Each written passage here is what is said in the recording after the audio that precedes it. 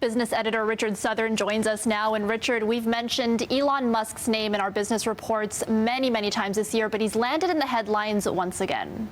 He's Times Person of the Year. Would you agree with that? I guess there was a few worthy people this year, Erica. Yeah, I mean, Person of the Year is always a little bit controversial, or people talk about it a lot as to whether or not they're worthy or not. So, yeah, I wonder what made him Times Person of the Year. Well, I guess he did a lot. I mean, everything from hosting Saturday Night Live to tweeting about cryptocurrencies. You know, his tweets move the financial markets.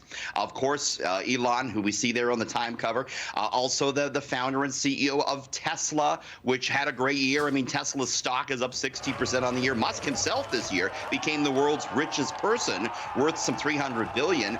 There's also, of course, SpaceX. I mean, they're doing crazy things. They're going to land astronauts back on the moon in the next couple of years. They won that contract this year. But, you know, Musk is an interesting guy. And Time in this story, they actually called him, quote, a clown, a genius, a visionary, an industrialist, and a showman.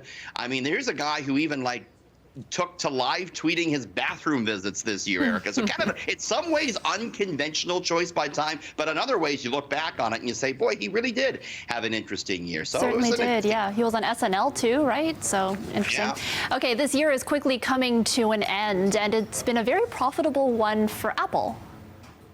Sure has. Apple stock is poised to become now the first stock worth $3 trillion, a $3 trillion market cap, and pretty close to that. It's taken the company only 16 months to go from being worth $2 trillion to $3 trillion. The shares were down 2% today, Erica, but up 11% last week, up more than 30% on the year. Got caught up today with an overall market downturn, as you see on the right-hand side of your screen. Omicron fears really holding back the market. Some other interesting news from Apple today should mention, Erica. Sounds morbid, but you know, it's actually important. Apple is for the first time going to allow you to choose people from your contact list who can access your Apple account should you pass away. Yeah. Up until now, it's been very difficult for your loved ones to do that. The new iOS 15.2 update that came out today will let you appoint someone to get into your iCloud account in the event of your death. That's actually a pretty important step there for Apple. Yeah, it certainly is, and especially in the day and age that we're living in right now.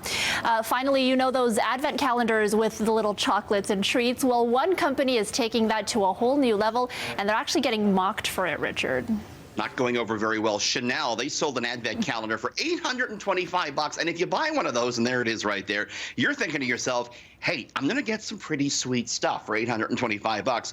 Turns out to have not been the case. A lot of people opened these on camera and they were disappointed with some items, which were like a keychain, Chanel stickers, wow. Erica, for more than $800. There was one full-size bottle of Chanel No. 5, but the other things were not very cool at all, like temporary tattoos, even a magnet. Many people on Instagram said, hey, I can afford my own stickers. I was paying $825 for something more than this. So buyer beware with some of these advent calendars, Erica. All right, business editor Richard Southern. Thanks, Richard. Thank you.